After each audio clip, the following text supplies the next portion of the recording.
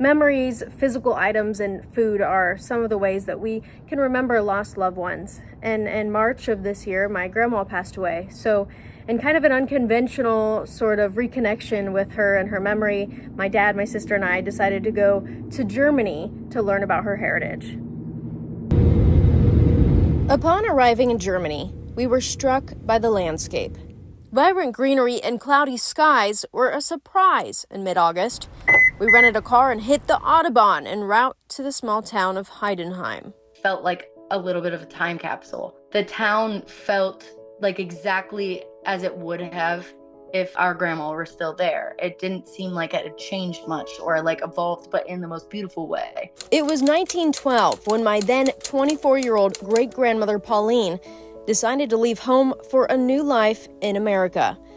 Just 10 days after the infamous Titanic sank, she boarded the SS President Grant with her half-sister and took a 2-week-long voyage to New York, leaving behind everything she ever knew. The great thing was being able to do away with the myths that you have in your head about, what must that be like.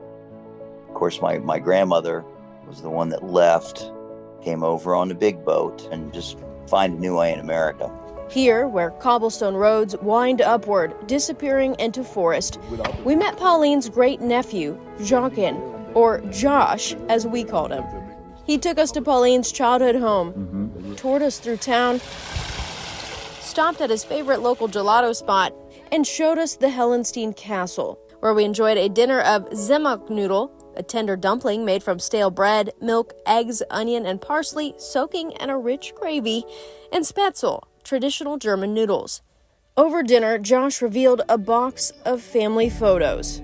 That was crazy, especially because there was photos of Dad as a baby that I didn't even know existed. I felt like Dad had a very small amount of pictures and memories, and seeing that was really special because it was just like history that I didn't really know about. After poring over photos and swapping stories, we tucked in for the night, exhausted, yet exhilarated.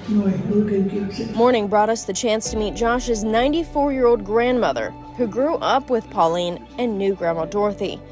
Using Josh as a translator, we swapped stories of our family's lives on either side of the pond.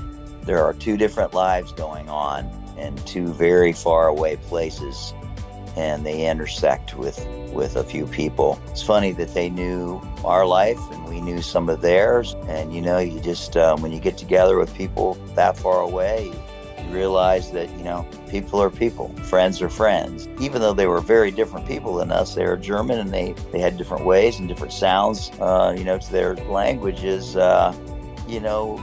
people are people. We said our goodbyes and embraced as long-lost family before hitting the road to continue our journey through Germany.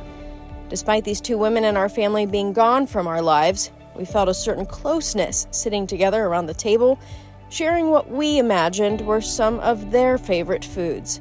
How is it? Sweet.